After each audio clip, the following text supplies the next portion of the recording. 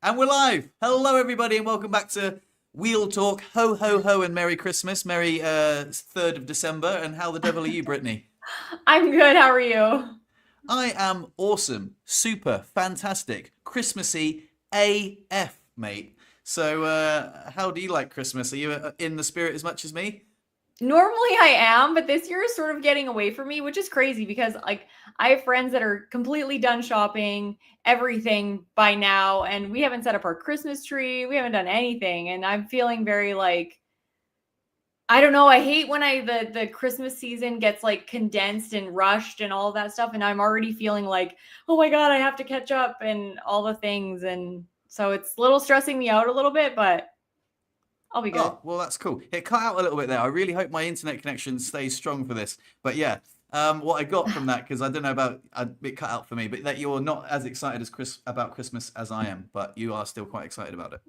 We only have one person watching, so I can't even be like, well, the one person can say, "Hey, can you hear me?" Or I can ask if they can hear me. It's Uh, James. Of course, yeah, it's James. of Who course else would he's it be? here. Yeah, exactly.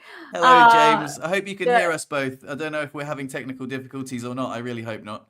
Um, but let's move on. Just in case that there are no technical difficulties, and it was just me. Yesterday was a special day for you, Brittany. Tell me more about it. yeah, it was the anniversary of my accident.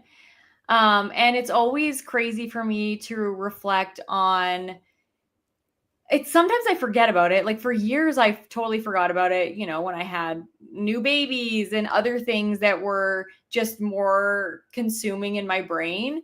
But now that the kids are older, and especially now that Jacob's in his teens and stuff, around the same age that I was paralyzed, I find myself reflecting a lot on, the loss of life that happened with Blake, who passed away in the accident because he was just 14.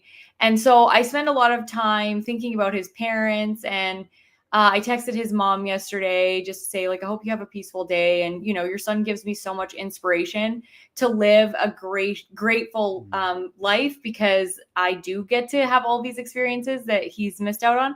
So that's how I kind of spent the day yesterday, was just sort of being grateful. And funnily enough, I was like tired. I tried to take a nap. I was falling asleep while I was editing, and I was just like, I'm not doing this. I'm just gonna like go lay down. So I just kind of like puttered around and didn't really accomplish much. But yeah, it was just a day of reflection, mostly just always a day of gratitude. That's nice. Does it bring up any other awkward feelings for you, or is it just enough time has passed now that it's just another day? I think enough time has passed that it's not just another day. I definitely think I reflect on all of the things that Mm. I've gotten to experience. But it doesn't ever bring up any negative feelings, other than me trying to imagine what his mom, like Blake's mom, would have felt like. And especially I actually started interviewing my family, because I'm going to do a video about their perspective. So that was kind of hard because we went through that, and I went through that with my mom. And there was like a part where my mom was crying quite a bit. My dad held it together though. Like my dad never cried at all during the little interview, and haven't done my brother and sister yet. But yeah, so that'll be interesting because I now realize that my accident made ripple sort of effects throughout everybody's lives, and not just mine, like my cousins, and even like my boyfriend and his family, and all of the different people that were connected to the accident in some way. And I hope that me interviewing sort of other people about what their perspectives were, it can help family members, because I know that my family went through a lot of crap that they never really got therapy for. And especially my brother and sister, my sister was older than me, so she had to take on a lot of responsibility when my mom was away at the hospital, my dad was working, and my little brother, who was, just like 10 years old and didn't have anybody. Like my sister was Mm. doing all the things, and my parents were both gone, and my grandparents were around, obviously, because they were staying at my house babysitting, but he was just sort of like alone, and nobody was talking to him about anything. And so I really wish that we'd really like taken the opportunity to have the therapy that was offered to us. But it was just weird because I Mm. always feel like therapists can either be really awesome or really awkward, and the ones that came to us were really awkward. And so it felt really uncomfortable, which, you know, if we had gone longer, it might have gotten better. But so yeah, we opted out of all of that stuff, and it probably was not a good idea. Hmm. Yeah, I bet you get so many interesting answers from those questions. Did you take inspiration from the video that I did? Yes. Yeah. It was really helpful. Actually, when I asked you about how to do that video and you said to go watch that, it was helpful to me to see just like how you cut from question to answer to answer to answer. And so, yeah, I'm going to do that. Or I don't know if I'll Yeah. do as good a job as you, but it was helpful. Yeah, I'm sure it'll be a beautiful personal project though, you know, like you must get some really wonderful answers. I remember it was such a rewarding thing that I did. It was so wonderful to hear those things and to edit it together felt a bit like, you know, I'm pumping my own tires up, but it was really beautiful. How many years has it been now since your accident? 25. Is it 25 yesterday? Yeah, 25 yesterday. So, That's a quarter of a century anniversary. That's a big milestone, mate. That's really cool. What yeah. do you think like the biggest lessons you've learned along the way? Um, there's so many. I think the biggest lesson though is that anybody can handle anything. Because looking back on how I felt at the beginning of my accident and so many years of like hopelessness, helplessness, just feeling really lost, losing all of my confidence in terms of interacting socially and about my appearance and my body and all of these things that I've had to like fight to get back. Um, and I think that it just proves that you can really handle almost anything with the right attitude. I love, does anybody know who Michael J. Fox is? Yeah, of Back to the course. Future? Of course. Yeah, Okay. Marty Well, McFly. he's got a quote that I love that says, "With gratitude, optimism is sustainable," and I think that is so true. And I think that's what I've learned over the years is just that with enough things to be grateful for, or choosing to see things to be grateful for, optimism is sustainable. And then with optimism, it like allows you to accomplish your goals, or at least one at a time. So anyway, yeah, whoever's watching, you can handle it. I promise, and it'll be fine. Yeah. So I know like early on you were what's the word enabled to like be quite lazy and like not like Hmm. very dependent. I guess you've spoken at length about that already. But yeah, I guess trying to be independent as possible is something that you could probably look back on and have that sort of obviously hindsight's 2020, isn't it? But um, yeah. Also, what are the questions that you're asking your family? Do you mind sharing those? Oh, I have. I'm like trying to think if I have to get them up on my phone, but some of them were just like, "Where were you when you heard about my accident? How did you react? How did you react when you first saw me? What support did you get? Did you get any support? How did your role in the family change? Did any relationships within the family get worse or better? Just a bunch of stuff like that. And Chat GTP was like really awesome Nice. because I Did you? was like, I asked it to come up some questions. Yeah. Did you ask the same questions to everybody? Yeah. Yeah. And Nice. Yeah, then that'll be a great video. and then I would think of some other questions to ask based on the answers they gave. So there's a few questions here and there that are just specific to the person, but yeah. Yeah, nice. That's really cool. Slight tangent, really, away from this, but as we were talking about, like the being as independent as possible. At the moment, there's a guy who's newly injured at the rehab center, and Oh I yeah. was trying to show him how to do a floor transfer. And so this is a question I was going to bring up. It kind of came up a little bit earlier than I expected. But what is a like a good time frame to like try and aim to be as independent as possible because he's quite young, he's 22, he looks like fairly strong, but he's got like again he's like a very uh he's like got a C injury, so it's a neck injury, compromised hand strength, but like Not dexterity function, wise yeah. it's okay. It doesn't have any ab function, but when I said, "Oh, hey man, listen, like I'm gone next week, so like you and me have like this little window together. Why don't we work on floor transfers? I can show you how I do mine, and we can do it." And he was really reluctant to do that. He was like, "No, I don't want to get on the floor because I can't get back in the chair." And I was like, "Well, we're here. We're at rehab. This is the perfect time to get out of that comfort zone, you know, because you're going to have to learn this skill." And he seemed quite reluctant to do it. And in the end, he just was like, no, I don't want to do it. And I was like, all right, well, I'm not going to force you to do it. But I just thought, like, where's the balance between like saying to him, hey man, this is a really important skill you need to Yeah. learn, and also respecting that, yeah, I make it look easy. I've got a lot more upper body strength. I've got my abs. You don't have your abs, which makes it a lot harder. He also doesn't have spasticity, which I think makes it easier, because especially when I'm wrestling against my body, I feel like that is the main thing that stops me getting into my chair very quickly, is the spasms. And I just thought, let's do that together. But he was Yeah. a little bit reluctant to do that. So I don't know what your advice is around that, because you've got to navigate it delicately, right? You Mhm. can't just be like, come on, bruv. Stop being a, Yeah. you got to, but Yeah. also you've got to do it in your own time. Yeah. But so yeah, what advice? I would say to anybody that is like afraid of doing certain things, especially in rehab or, with a disability, you never know if you don't try. Because I didn't try. I was that person. I was that person that couldn't get on and off the floor for 19 years. Like, I just learned this 6 years Wow. ago. Yeah. I just learned how to get on and off the floor 6 years ago. And I thought it was impossible when I first started, but I literally tried for probably like a year. And I was just like, I don't know how people do this. Joe was on the floor trying. He's like, the chair tips over when I try and lift myself in because I'm heavy.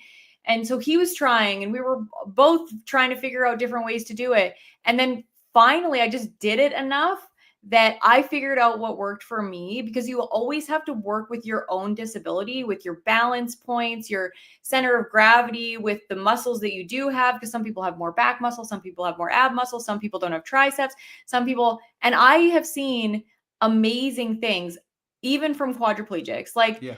Ben Clark, I don't know if is it Ben Clark? He's a From guy Adapt from to Perform. yeah, Yeah, he's a yeah, yeah. quadriplegic and he can do amazing transfers. So I think that you just have to really find somebody that gives you the advice and tools to do the thing that you want to do. So I watched lots of YouTube videos of people that were mid-level like paraplegics that had maybe one or two abs. I actually watched a lot of it's Brian Kinney, right? Brian? Yeah, yeah, Kinney? yeah. Yeah. He's from Paralyzed Living or whatever. Yeah, Yeah. So yeah, I yeah. watched a lot of his videos because we're very similar injury level. He's actually a little bit higher than me. Mhm. So I knew that if I watched a person that was a little bit higher than me, then I had no excuse. So I was like, if he can do it, I have to be able to do it. And I don't do it the same way he does it. But I still figured out how to do it. So yeah, you'll never know if you don't try, and try a bunch. Yeah, I think you've got to fail probably at least 100 times, unless you're like really, unless you are one of those people that just nail it. I failed at least 100 times, like trying to, and I was trying the technique that a lot of people see where you swing your bum round. And in Yeah, the I end, I can't was do it. like, oh, hold on. Like, I just grabbed the back of my chair and then I was like, ooh. And then I was like, okay, I found a way that I can do it. Like, because I've got like the Yeah. strength to lift that like up in that way. But a part of me, so another thing, again, like, another thing that he drives to rehab actually, and I think it's really cool that he's driving already, but he has his wheelchair in the boot, so he has to like call the therapist out to come and get the wheelchair out for him. Oh, And yeah, I that's good. remember like I sending him a video of like how I get the chair in and out, and thinking that like it's not that hard to get your chair in and out, but at the same time I get it. Like I'm in a weird position of like, because I've been there and done it. I know it's not that big a deal. Like, you can do it if you want to, but Yeah. I want to be delicate enough to say, take your time. My time frame isn't the same as your time frame, and my level of injury is not is the same as yours. But like, I kind of want to be like, hey man, like, I'm only here for 2 more sessions. Like, try and, if you want, I don't know, if you want me to help you in any way, like, I know he only lives down the road, but it's like it's unlikely that we'll cross paths that much. But we're literally at rehab together for this little window, and I'm kind of like wanted to push him, like, Yeah. but at the same time, I don't want to guilt trip him into thinking that he should be further ahead on his journey. Yeah, that is a really hard thing to do because some people want the information right away. And then some people just don't. Like, I am guilty of like giving people so much information because I know that I only have a short time with some of them and they're never going to contact me again because they're going to feel too uncomfortable to maintain the relationship, the mentorship relationship. So sometimes I'm just like, here's everything. And then people get overwhelmed and then they do feel really shitty about where they are. And it can actually plunge some people into like a depression type of state. And so it's really hard to know who those people are that can be pushed, because for me, when I met people in wheelchairs, and I always joke that my friend Margaret called me pathetic, that was very effective for me. It was extremely effective. I was like, whoa, I'm pathetic. I better get to work. And then when I met a rehab doctor that was like, you are wasting your potential like a lot. And there are plenty of people that I see on a daily basis that, you know, would trade places with you in a heartbeat. They'll take your hands if you don't want them.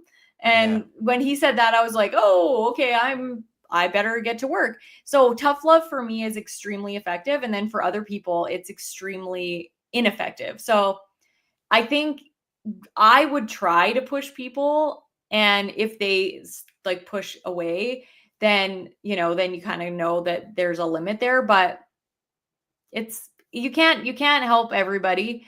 And some people are just going to stay in this little safe box. I did it for years.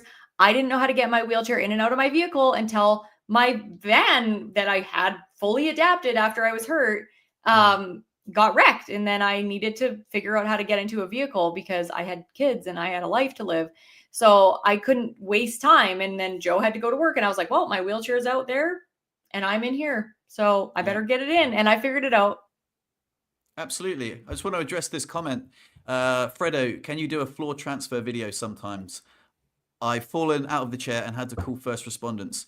I think his resistance is coming from a place where they have not fully accepted it. Thank you for the comment. There is a video on my channel about floor transfers. You could just find it. I don't know. Maybe we can put the link in the description, but we always say that and forget. But yeah, you can just search it on my channel. I've got one. I've got a certain technique that works for me. I've also done one where I fall out of the bike, the hand bike, and that is like next level floor transfer. Yeah. So you got to like disconnect the bike and then transfer on there, and that is quite advanced. So there's lots of. Also, there's the one where I went camping. It's interesting when you do a floor transfer video, you kind of nail it, right? Because you got to get the take that's like good enough to upload. But the one where I went camping was actually a really good, honest take at like, this is what a floor transfer sometimes looks like. And I struggled really hard to get back in my chair because the chair was on gravel. Every time I pushed against it, it went back. And I tried so many different times to get back in it. And I said, like, quite honestly, sometimes this is what a floor transfer looks like. I've been injured 5 years. I'm quite strong. I don't have much trouble getting in my wheelchair when my legs are completely relaxed. But when they're really spazzy, it takes me a while. It takes me 5, 6, 7 attempts. But this is a brutally honest look. So that was quite a cool. That video actually got a really good response because I think sometimes when you look at a floor transfer video, you're like, oh my God, that like he made that look easy. Yeah. And I'm like, yeah, sometimes it is. Sometimes it's a little bit harder.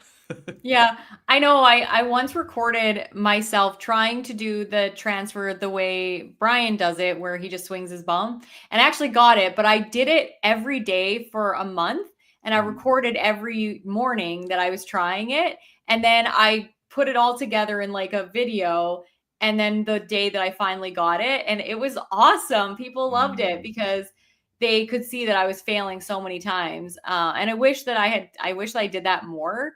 But you just don't think about it, really. You just don't think about it. Once you get good at it, then you're like, oh, I'm going to whip the camera out and I can take a video of this that can help somebody else.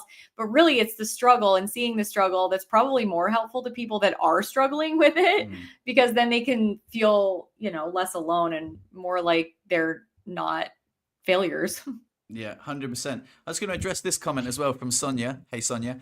I guess holding his balance sitting in the car and grab the wheelchair frame at the same time is quite an ordeal for a low-level quad because he might need more than 2 hands. That is a great point. Really, really good point. But there are people that use the seatbelt. So they put the seatbelt on and then they lean out so they don't, fall. So there's ways to do it. There's techniques to do it. And again, I don't want him to think that he's behind the curve. I'm just kind of like, sort of like, hey man, you could do this, like it's not that hard a skill to learn. Like, how many times have you tried it, kind of thing. The other thing that I'll be honest with, which is holding us back from communicating, is I said it in the last one. he doesn't speak English, so I'm speaking French. My French Mm, is okay, but like it's not the same as speaking the native language. Because in the native language, I could like have banter, I could have jokes, and be like, "Oh, come on, buddy," you know what I mean? Whereas that's lost yeah. where I'm like conversational French. Yeah. You know, so there's that as well. It is really hard when there's a language barrier to communicate effectively and like with empathy so that people feel like, oh, they're on my side instead of, yeah, it's just really hard. But I would try pushing as much as possible because I feel like sometimes people have to be kind of feel bad in order to want to change.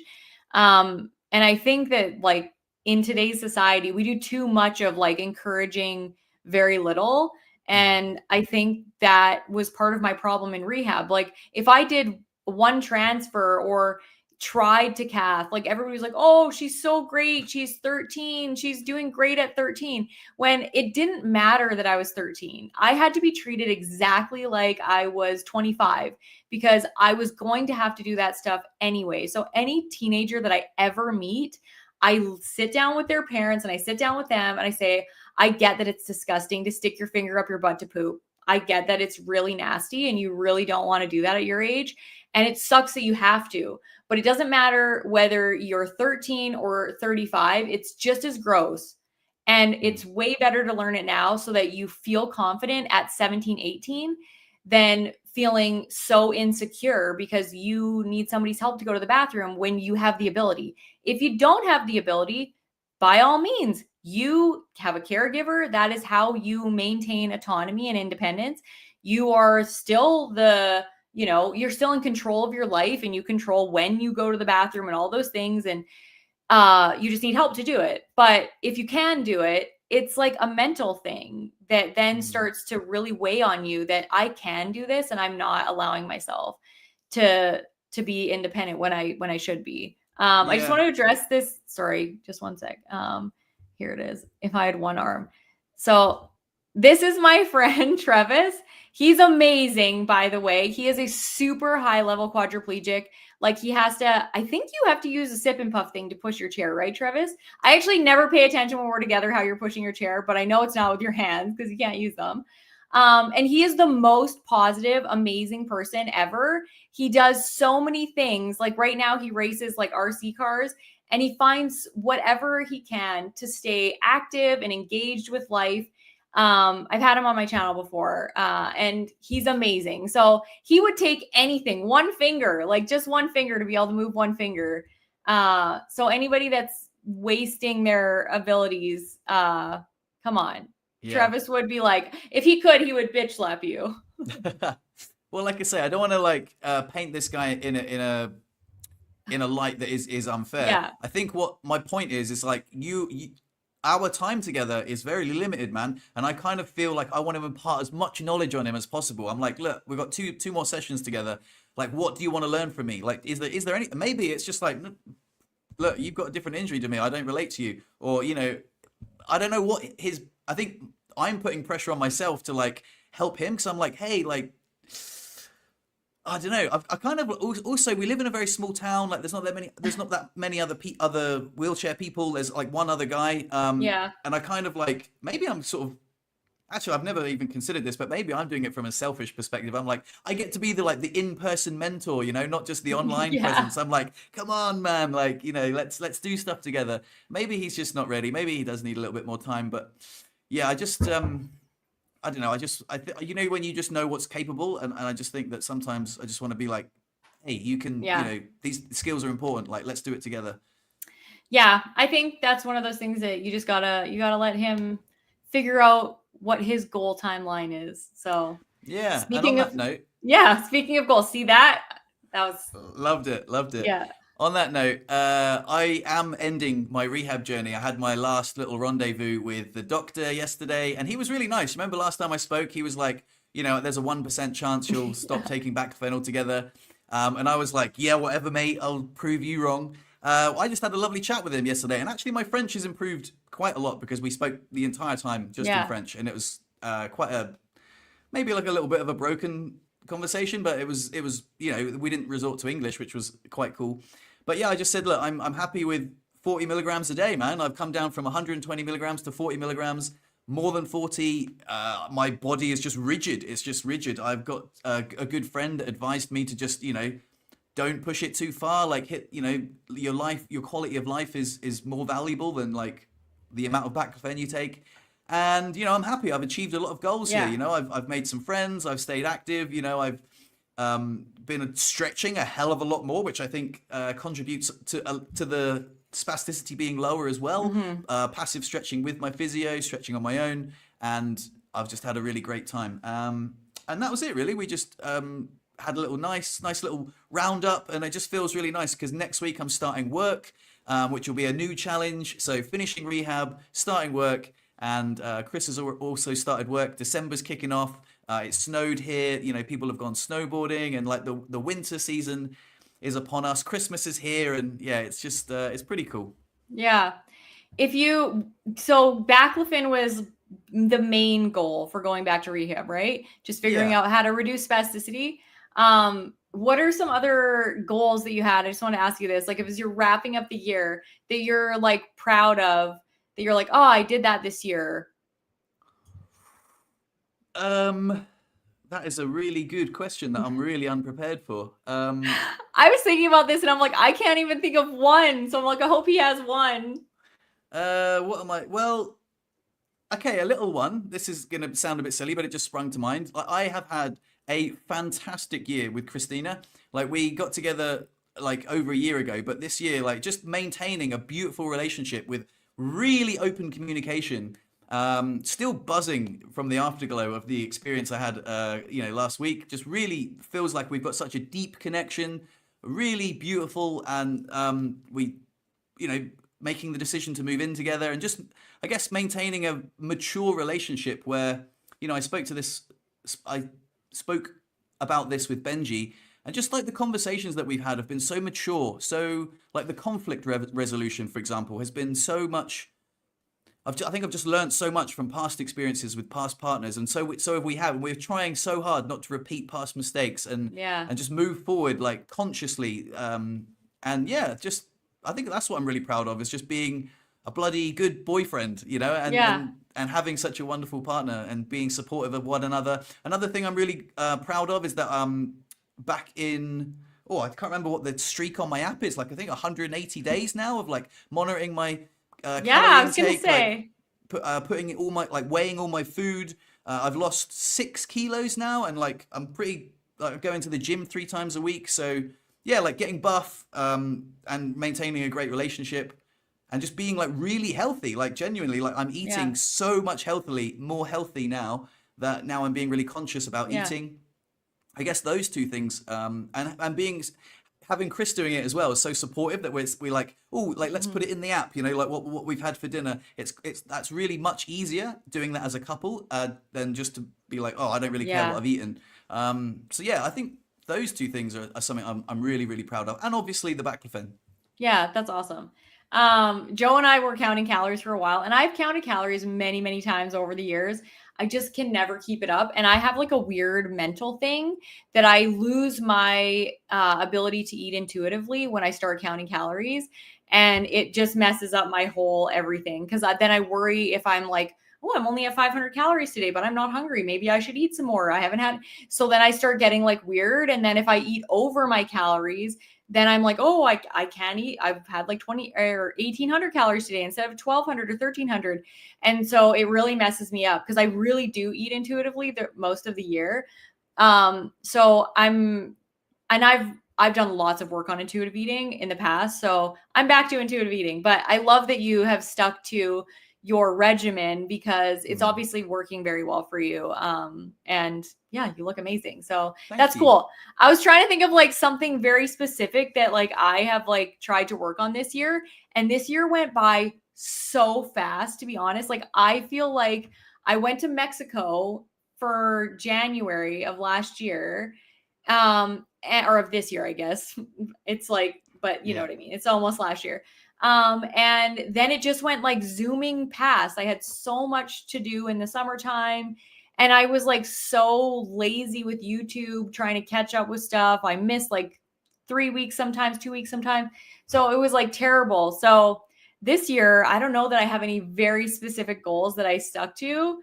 Yeah, I can't even really think of like one thing that I'm like super proud of that I accomplished this year. Because I like Oh. went off like not like entirely, but like I didn't work out as consistently. I had like a weird busy summer, all kinds of stuff. But yeah, it was weird. Wait, But I'm glad that you have lots of things to be proud of.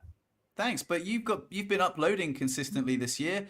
You've created some really good videos. You made a really good you wrote a really good song. You've been a really good mum, definitely. From the things that you've shared with me on the podcast. In fact, we've stuck with the podcast. That's another thing to be proud of. We've got That I is don't one know thing. how many episodes now, but like it's must be a lot, and we do it every week, so that's Yeah. really cool. Yeah. And we've got to know each other a lot better. But yeah, I think one of the things that I think you should be proud of is just being a really good mum, because the Amazing Race thing, all the different things like taking Jacob to boxing, being so supportive. I think they like some of the things that you've said. I'm like, wow, you know, there are so many wonderful what's the word qualities that you have as a mother that I Yeah. think your kids probably take for granted. There are so many like dickheads out there that have kids, and you are just like right up there in the top 10%, I reckon.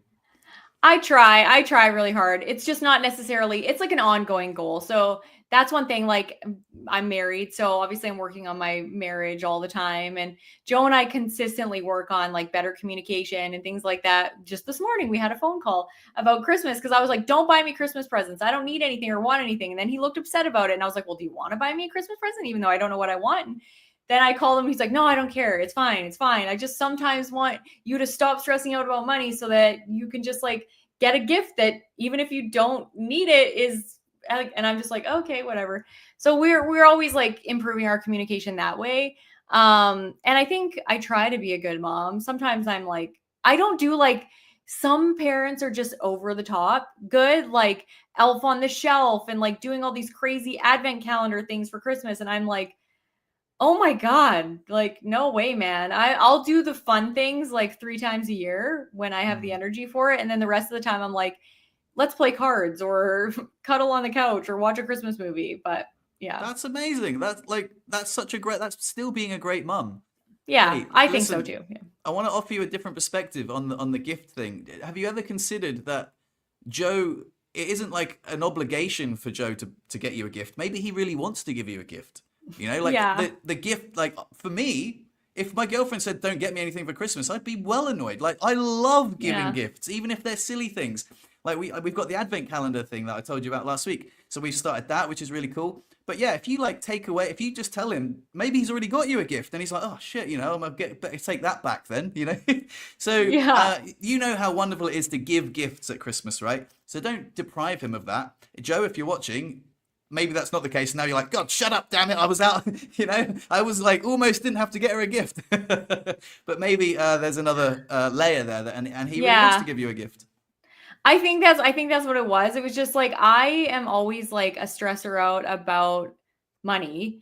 And sometimes, like not all the time, like when we go on holidays and stuff, I secretly stress about money. But I let people, enjoy their holiday. It's just I stress out about it. Because I don't know, I just want to be prepared for our future and all that stuff. So he doesn't like that I do that. And so we, conflict about that sometimes. But yeah, I think he does want to give me a gift. I just was trying to convince him not to. It doesn't So have to be an extravagant gift, but you yeah, got to open exactly. something on Christmas Day, right? You got, yeah. And Yeah. surely there's part of you that wants to exchange a gift as well, you know? Yeah, I want to get other people gifts. I just don't want them to spend money on me. Yeah. That's It's my okay. thing. But yeah. There was a really good book called Die with Zero by Bill Perkins.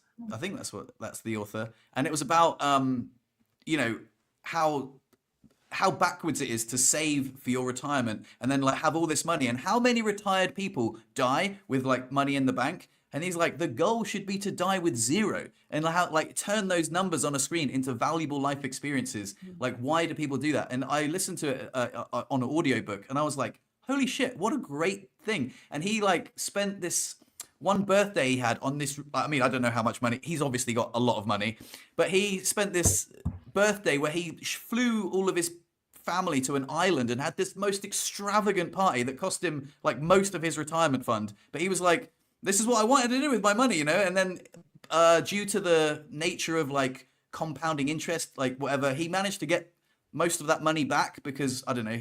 It was Yeah.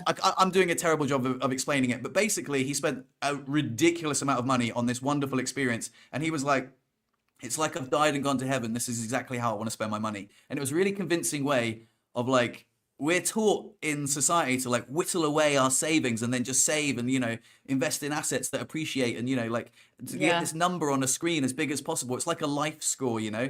And then his point of view was like, that's not what life's about. And I was like, you Yeah. know what, Bill, you've got a bloody good point there, pal. Yeah. I Yeah. think that's like I do agree, and I think there's a balance, but I have this thing like with trying to build generational wealth like for my kids so that they don't have to struggle as much, especially with the economy and all that stuff. So, I think I worry about that a little bit just so that I'm like I want my kids to have a little bit more of a leg up, but I read so many books that talk about kids whose parents work their ass off to give them, you know, an easier life, and then they end up just being entitled assholes. So you never really know like what the answer is, right? But yeah. 100%. There's a chapter in the book that Bill says about passing down the wealth and about how I can't remember exactly because it was a while ago, but he definitely had an answer to that question. And I was like, Yeah. yeah, but what about, you know, kids? And he was like, he answered the question. I was like, oh, that's a good answer. I can't remember exactly what it was, but it was a good one. So it's a definitely Die with Zero. Great book. Die with I would Zero. 100% recommend it. I'm Maybe it could gonna at least ease your anxiety about money, even if there was some Yeah. middle ground, you know? It's not like, oh shit, let's go and blow all our money immediately, but like it could just be like, oh, okay, let's not Yeah. aim to, you know, Yeah, exactly. I'll read it. I'm sure it'll ease my like I have a weird anxiety about money because I don't really have anxiety about money. I just have like a weird like thing about it spending a lot of it at once. oh Right? mate, Which me is like too. weird because I can spend a little bit every day and it never stresses me out. And it might be the same amount that I spend in one day separately, but it doesn't stress me out as much, which is really weird. It's like Joe when we go to the grocery store. If he could go to the grocery store every day and fill his like little basket, doesn't get stressed out. But if we go once a month and if he's at the grocery store with me and our basket gets really full, like he visibly gets like stressed out, like, oh, okay, we're done. We're done. We're not putting another Mm. thing in this basket, which he never goes grocery shopping with me for that reason. Cause I'm like, shut up. I'm buying cheese or whatever. And he's like, no, we're done. We're leaving. Yeah. So it's funny, but It's weird though yeah. because I have. Do you ever get this right? I don't know if you can relate to this, but if I spend money on my girlfriend, I'm like, oh, that's a great, you know, she's really happy with that. No matter if it's a small gift, an extravagant gift. If I spend money on myself, I have a real guilty feeling. It's like really weird. In fact, there's a science to it. Apparently, if you spend money on other people, it makes you happy. If you spend money on yourself, it's got this weird reverse psychology of guilt feeling. But yeah, when I buy myself like an extravagant gift, I'm like, oh God, could I really afford that? Maybe I should have like not bought that. Yeah. Yeah, especially being in a wheelchair, you know, because like wheelchair toys are very expensive. But yeah, I don't know if you can relate to that. Yeah, a little bit. Yeah. I spend money on the kids, no problem. Like I could buy Mm. them hundreds of dollars, thousands of dollars worth of things and never ever think about it. You want to do this lesson? Sure. You want to go on this, trip for your sports? Absolutely. Hotels, whatever. We'll do something fun. But yeah, if it's for me, I think I feel a little bit guilty. It depends on how much I'm doing it. I've gone on a couple of girls' trips that have like they've maybe cost me like $1,000. And I haven't felt guilty about it because I don't go that often and, that kind of stuff. But yeah, I'm weird about things like clothes. Like I buy clothes at Goodwill or Value Village and things like that. Cause I go and I'm like, this sweatshirt is $70. I'm like, what? Like who spends money on that? Yeah. Except anybody who wants to buy my sweatshirts from my shop. You can spend $70 on a sweatshirt. Just kidding. That I never would like ever be like, yeah, it's even like hard for me to have. I want to have more merch because I think there's so many cool things and I actually designed a bunch, but I'm like, it's so annoying that the sweatshirts are so expensive. And I'm like, oh, it's can't handle it. But yeah, I have a weird relationship with money and certain things because I'll spend so much money on food. I will spend like organic eggs, like $8 a dozen. And then I'm like, I will not spend $20 for that shirt that I'm going to wear 100 times, but I will spend, $1 per egg and that's going to be gone. So I'm like a weird like that, which Joe is like the opposite. He's like no organic food, no quality food kind of thing. Just yeah, so it's weird. But anyway, I wanted to share this like interesting thing that happened on the weekend. It wasn't interesting, it was kind of scary actually. So Jacob had this is just like turning the corner in the conversation. I went to Jacob's boxing fight, another boxing fight, because he's been doing a lot of competitive boxing fights, which he lost, unfortunately. But it was a split decision, and I am really not sure how he lost because I watched the tape like a bunch of times. I'm like, I don't know how you lost that fight, but it must be the points that they land, not necessarily what the fight looks like. Yeah. But anyway, so we watched his boxing fight, which was fine. And it's always like a little bit stressful for me. And then we realized that there was going to be some Muay Thai kickboxing after the actual boxing events. And I was like, okay, I've never seen this before. I thought it was like kickboxing, just kickboxing, but it's like knees, elbows, like you can knee people, elbow people. It's crazy. And so watching this was so stressful. And I'm sitting by these young kids who are in this club like that we're at, and they're watching their coaches fight. And I'm like, this is crazy. You guys want to do this? And then the one kid's like, it's way better for your brain because Muay Thai actually gives you more superficial injuries on your body, like on your ribs and stuff, but you don't get as much concussion risk because they're in boxing. You're primarily trying to hit people in the head. And so I was like, oh, is that true? So I'm like looking it up, and then it's like introduces the last fight. And like a minute into the fight, this guy round kicks the other guy, knocks him out cold. He drops to the floor, hits his head so hard, and he is out for no joke, like half hour. I thought this guy was dead. It was so scary. The doctor was up there. Everybody was quiet. Nobody did anything. And then all of a sudden they're like, move the chairs. The ambulance is coming. And I'm like looking at these kids who were like, Muay Thai's better. And they're like, their hands are in their head is in their hands. They're just like freaking out because it's their coach that like went out. Oh, really? Oh my God. It was so scary. I was like, I kept thinking, what if this guy got paralyzed? Like, I was so worried about his spinal cord. Like, my initial thought was, what if this guy just like got his, like, because he got round kicked on the side of the head. I'm like, what if he broke his neck and he's just paralyzed? It was so scary. But yeah, that was my crazy thing that I witnessed on the weekend. And I get that like knockouts happen in fighting sports, but I've never ever witnessed anything like that. And when somebody just crumples like from a standing position and then like whacks their head so hard, it was freaky. Were they wearing protective headgear? No. Yeah, so the first Muay Thai fight, they had headgear and they had shin guards and they didn't have their elbows unlocked. Then the second one, they had they didn't have shin guards and they had no head protection, but the elbows weren't unlocked. And then the main event was no headgear, no shin guards, and their elbows were unlocked. So it was the most violent thing I've ever seen in my life. Like the amount of bruising and scratching that those people had at the end of the fights. And just, I was like, whoa, like entertaining for sure, because boxing fights are, are not like that. But it was crazy. It was so crazy. Yeah. Well, I watch a lot of UFC, so I can understand exactly how that went down and how scary that must have been to see in real life. But yeah, it is wild. I also heard on a podcast recently that even if you win a fight, like a MMA fight or any sort of fight, boxing, whatever, even if you win, sometimes it takes you weeks to recover because, sometimes you barely win, like the other guy really beats you up and then like you end up knocking him out. So unless you're like, you like get one good punch in early on and you knock the guy out, both guys are pretty fucked for like weeks afterwards, like recovering with like bruises everywhere. So yeah, UFC and like mixed martial arts, kickboxing, Muay Thai and all that stuff is wildly violent. And it's not something that I would ever do, but something I really enjoy watching because I don't know, for some reason it's just one of those things, isn't it? It's like you're just drawn to it. You're like, whoa, that guy just got knocked out so bad. And yeah, I don't know. I like watching like knockout compilations on YouTube and stuff. I don't know why. It's just a man. It's just yeah, I know. When they're okay, I think it's like when they're gonna get up. Like as soon as the guy like after maybe like 20 minutes, we're all just like sitting there, and the doctor told him to move his legs so that, you know, he knew that he was okay.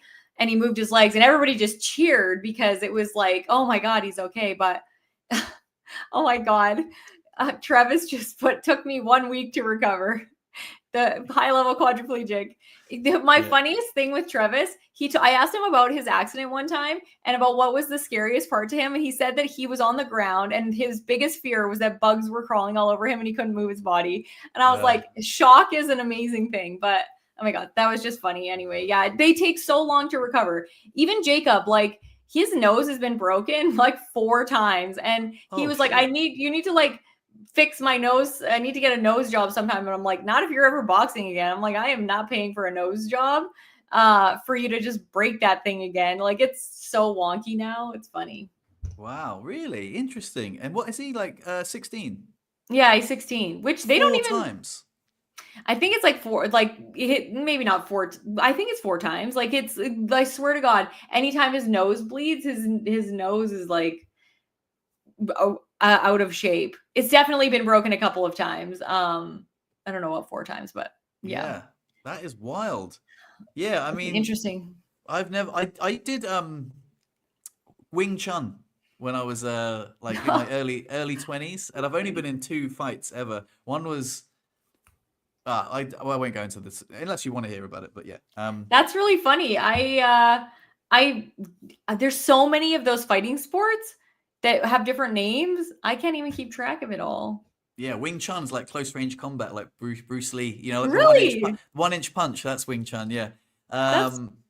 I thought that Wing Chun was the tits. You know, like because when you see your instructor and how like tough he is, you're like, oh my God, like this guy's the hardest guy I've ever met in real life. He could beat up anyone.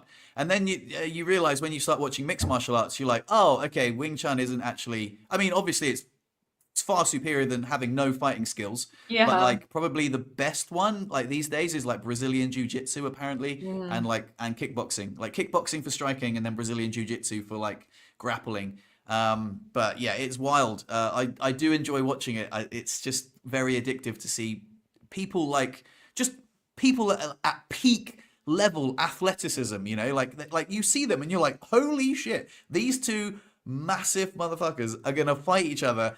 How exciting. I have no idea who's gonna win, but like they are huge.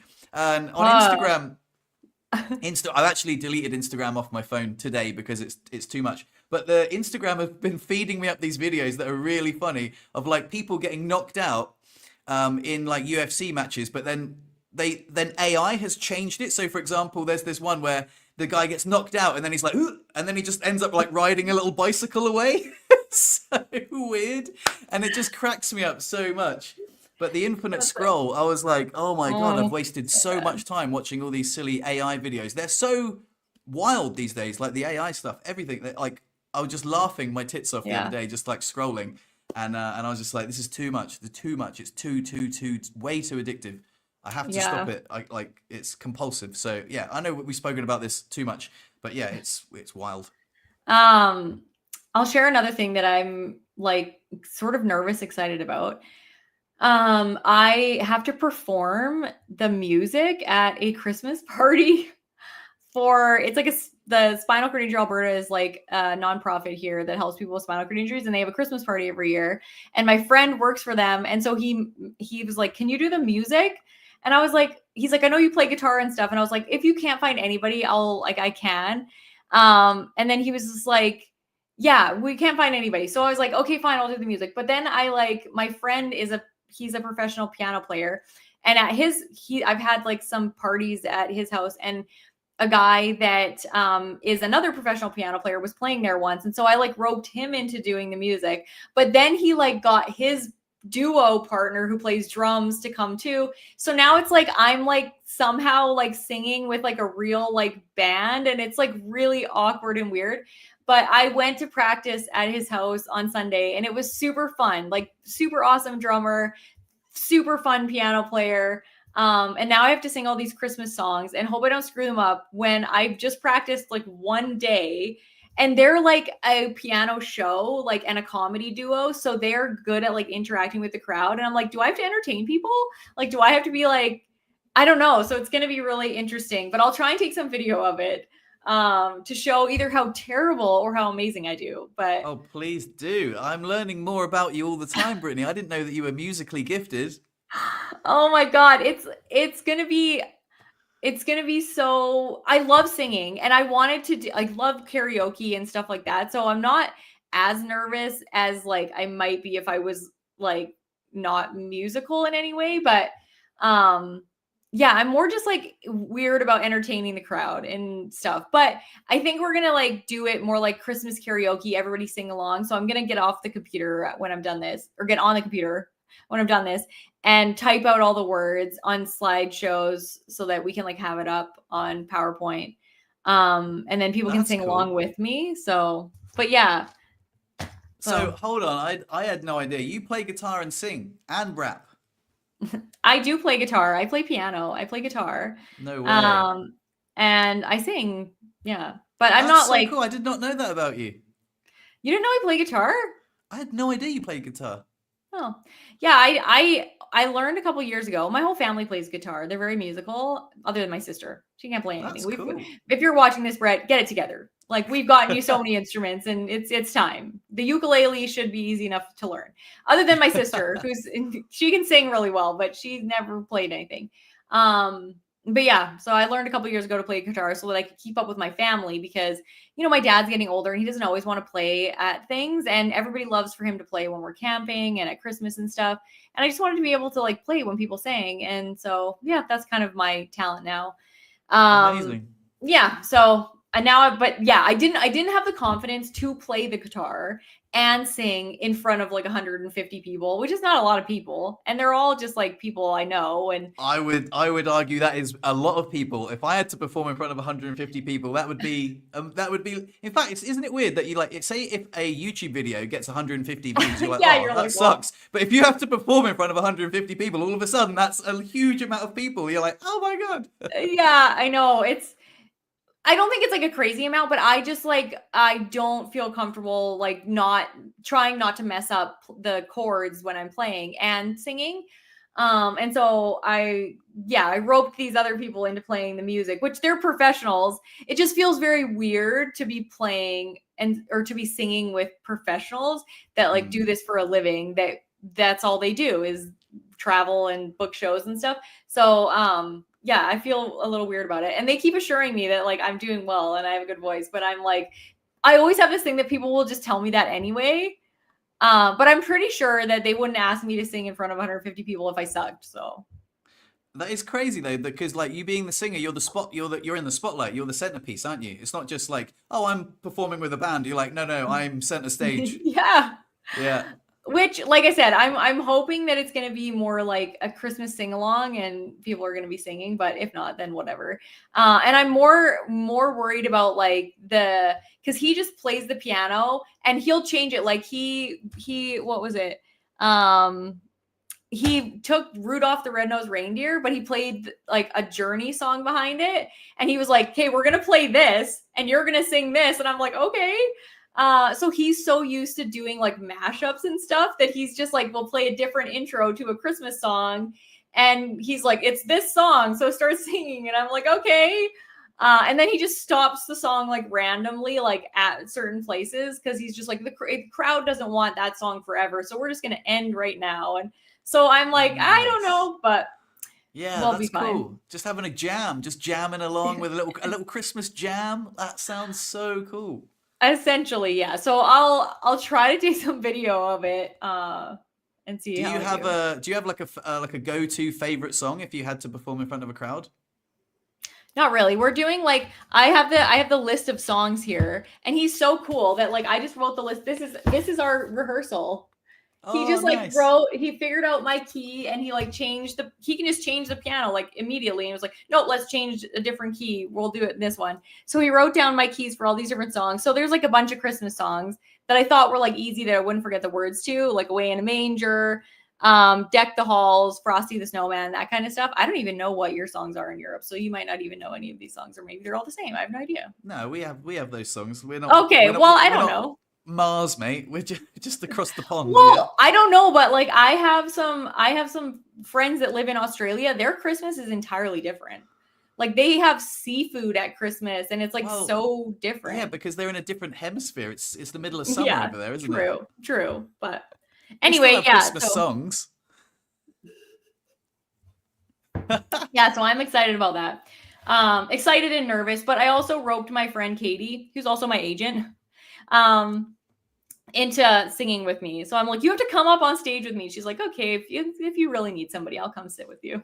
How do you feel about playing the guitar and singing at the same time? Because I also play the guitar, but not very, very well at all. But like I have before, and that does offer a certain level of complexity. How are you feeling about that? I'm pretty good at like if I'm like I said, the reason that I wanted to just sing for this event is so that I didn't have to play the guitar and sing, but I'm pretty good at doing both as long as I know the song really well. Like I can play with my family and I can definitely like play a song through.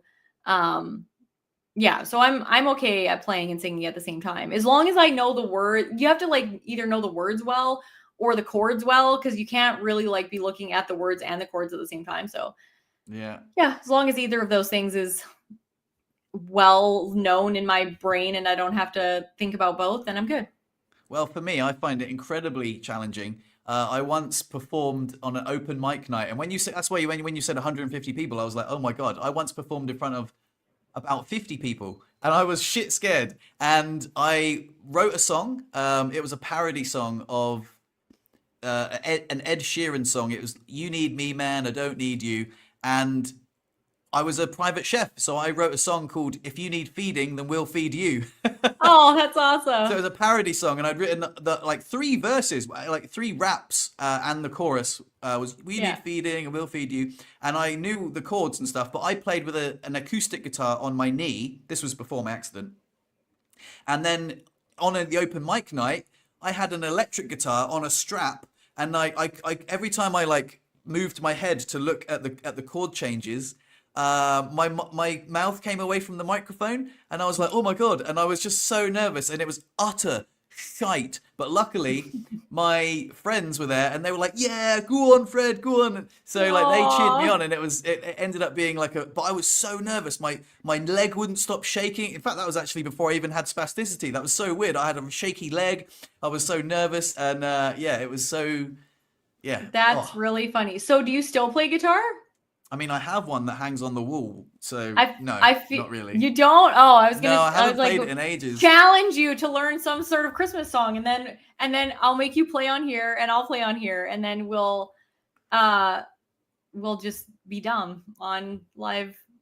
I think that is probably the only way that I'll do stuff. Like we said last week, you joining the Patreon encouraged me to create content. If you challenge me to learn a song on the guitar, that is the only way that I'll pick it up, because I'm going to challenge you to learn a song. What's an easy song? I don't know.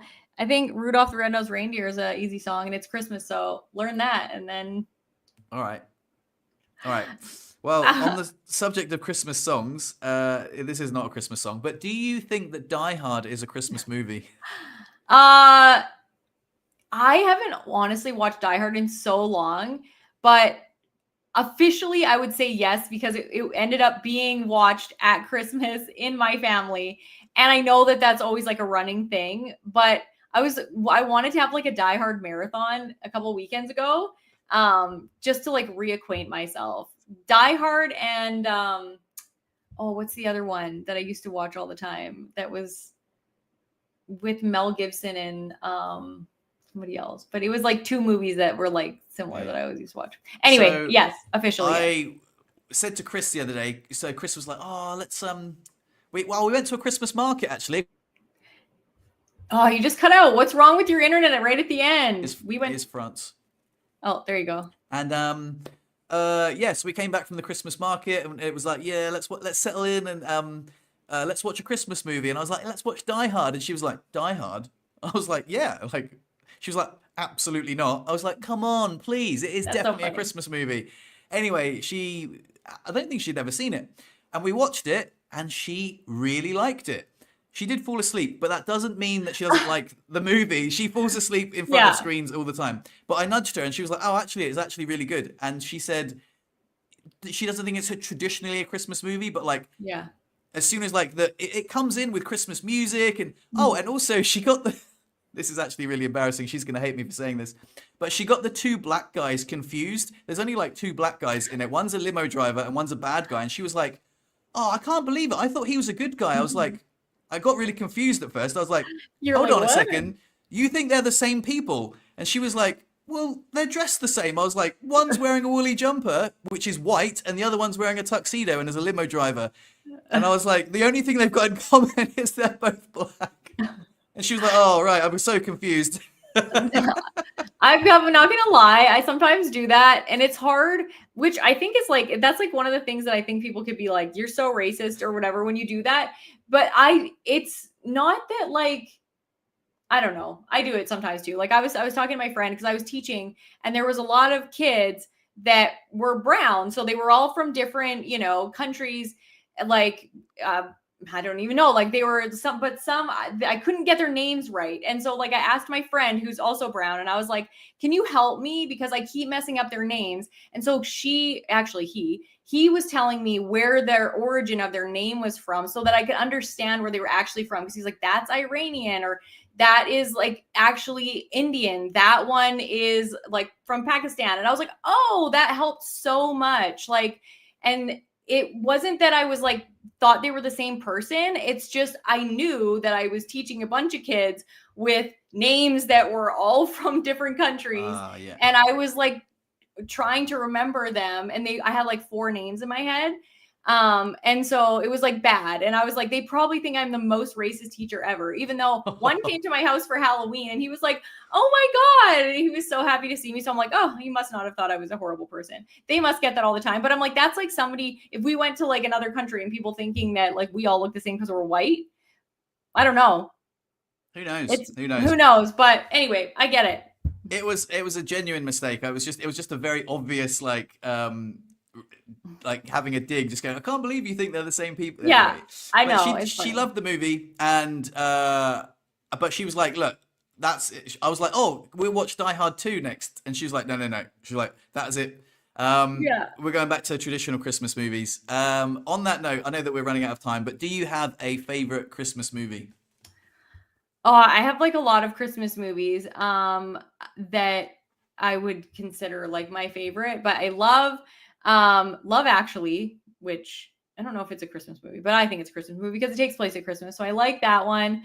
I have ones like the Santa Claus, like the whole series, like with Tim Allen. I love those movies. I like Sound of Music, which I think is a Christmas movie, but a lot of people don't think it's a Christmas movie. I don't know. I think it's a Christmas movie. And I'm trying to think of like other ones. My favorite is Love Actually. Yeah, I love that show. Oh, it's so good because it's British. I'm like, it's got a spot in my heart because it's a British movie, but it's so good. It's so like actually Brian Kinney messaged me the other day because randomly saying that he'd watched it and that he shed a tear, and I was like, oh mate, every time it gets me every time. It's also Hans Gruber, who is played by Alan Rickman, who, by the way, is, for those of you who don't know, is the main terrorist in Die Hard, is also in Love Actually. And I didn't realize that until Brian brought it up. And they're so wildly different. Hans Gruber is some ruthless terrorist. And Alan Rickman in the other movie, Love Actually, is just some goofy husband who's just bumbling around through life. And yeah, it's just so funny. Yeah. It's such a good movie. Jamie hates that movie because the guy buys his secretary the necklace or whatever. That's such a funny scene with Rowan Atkinson in the store, and he's like, would you like a boxer? He starts putting that is so good. It my is goodness. so funny. But Jamie's like, he wanted to cheat on his wife, and I'm like, but he didn't. Like, but he wanted to. I'm like, but he didn't. Yeah. I know, it's such a good movie. He got his comeuppance because he was trying to do something naughty, and it was very, very, very, very funny. It was really funny. Yeah, it was so good. Yeah, I can't think of like Home Alone. Obviously, there's like a bunch of people saying Home Alone. Home Alone. My Yes, kids have watched Home Alone so many times. That's one of those movies that I'm like love, but also hate so much. Yeah, I absolutely love that. I love the soundtrack. Ding ding diddle ding ding ding Yeah, diddle boop, boop, yeah, boop. it's a So good good. one. Yeah. Also, Sonia says that your last name means 90. I didn't Yep, know that. There you go. it does. Yep, it means 90. In German. But I am not. I am actually German. I'm German on my dad's side because my grandma's mom came from Germany directly, and her last name is Mildenberger, so that's very German too. And then I married into a German family, who's like Joe's grandpa came directly from Germany. Oh, so what's Yeah. your what's the word? I've forgotten the word. But what's your name before the marriage? My name before the marriage was Dodds, but only because my Ah. dad's dad was French and Canadian. So it was Dodds. And then on my grandma's side, my mom's side, we're like Norwegian and Irish. So like my grandpa's family came from Norway, and then my grandma's family came from Ireland. So I'm like all European, which most Canadians are. But Oh, nice. yeah. Nice. Cool. Anyway, we should wrap things up. One of the all right, I've got to get this out properly. Last time we tried wrapping up the podcast, I tried to give another podcast a shout out, and I got cut off because Yes. of my bad internet connection. It's called the Backup and Thriving Podcast, and it's about travel. You'll easily find it on Spotify if you type it in. The host is Sophie Elwes, and she's from Backup Trust in the UK. I've been listening to them, and I think they are absolutely wonderful. Really, really good podcasts. They're all about getting outside your comfort zone, traveling in a wheelchair, overcoming fears. The last episode was with Sophie Morgan, who is a very popular influencer. And there's the one I listened to today was with a guy who was his name was George something, I forget, but he was in the Netflix show Sex Education, the quadriplegic guy from that. Yeah. Yeah. So, and he was talking about like traveling on trains and stuff like that. And it's just a really great podcast. Like, just I think it's really beneficial if you like podcasts to do with disability and traveling. Then that is a really good one. I wanted to give that a shout out. Sweet. Yeah, I didn't get a chance to listen to it, but I always love disability content because there's really not that much of it out there. I feel like it's a really big void in the content creation space. Yeah, I found another one actually called Sitting Tall podcast, I think. I've literally just found it today. I can't give it a good old rating because I haven't listened to any yet, but Jesse Strawham, it was on one of the episodes. That's how I got to see it. So I don't know if it's any good or not, but like that Sitting Tall, I believe it's called. And there's another disability podcast. And like I say, I think it's great to give all of them a shout out because it's not a zero-sum game, you know. I feel like the more podcasts in this space, the better. So and different perspectives. Like everybody clicks with somebody different, and I think that's important because everybody's going to have somebody that, you know, Joe always jokes that when he tells me something it doesn't land, and then somebody else will tell me something. I'm like, I heard this profound thing today. He's like, I literally said that yesterday. Like, what were you listening to?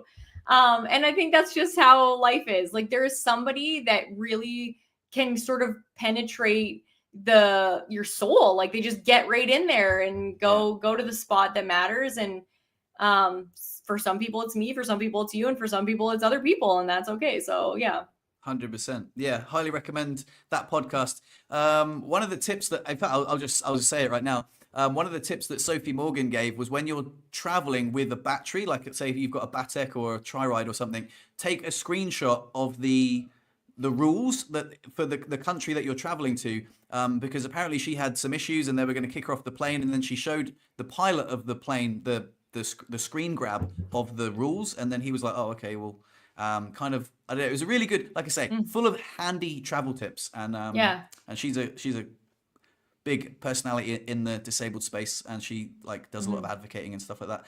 So anyway, that's about it, isn't it? Shall we wrap it up? Yeah, wrap it up, and we'll see you guys next week. And I'm gonna make Fred play a song on his guitar. Oh, we forgot to mention it was what day is it today? It's International Day for Persons with Disabilities today, which apparently doesn't matter to either Fred or I, but it does matter to somebody. So we thought maybe we'd just say that it is in case it matters to you. There's events going on in communities around the world. I'm sure there's one going on in my community and in the community nearest to me that's a bigger center. So go check that out if you are disabled and want to see what they are celebrating. There you go. Yeah, that went under my radar as well. But apparently it's International Day for People with Disabilities. Yeah, for persons with disabilities. I don't know what the difference between people and persons is, but it's persons. Yeah. Why don't they say disabled people anymore? I have no idea. I am really not sure because it is people with a disability. It's not a disabled person. They take the emphasis away from, it's not owning something. You know what I mean? So like an accessible stall is something that it's focusing on like the ability and not the inability. And when you say a person with a disability, it's the person first, disability second, instead of a disabled person puts the disability first and the person second. That's what I've been told. Yeah, okay. I mean, I can see. It all means the same thing. It does. It all means the same thing. It's all semantics. It's all whatever. It's like changing, handicapped to disabled. It means the same thing, people. And if you're gonna be an asshole and say something mean about somebody with a disability, it's not gonna matter whether you say this person with a disability and then they say something really cruel, or you say that, crippled whatever. It don't matter. Either you're a kind person and you're trying your best and you might not use the perfect language, or you're an asshole and you're trying to be a dick and you're going to use whatever language is, you're going to use. So it doesn't matter to me, but it's International Day for Persons with Disabilities. So go check it out and go celebrate diversity today. I don't think I'm going to see how many people on a Tuesday afternoon are celebrating diversity in my community. But the answer might surprise you. The answer might surprise me, so I'll take some pictures and maybe share that next week. But yeah. See you next week, everybody. Bye, guys. Merry Christmas. Ho, ho, ho.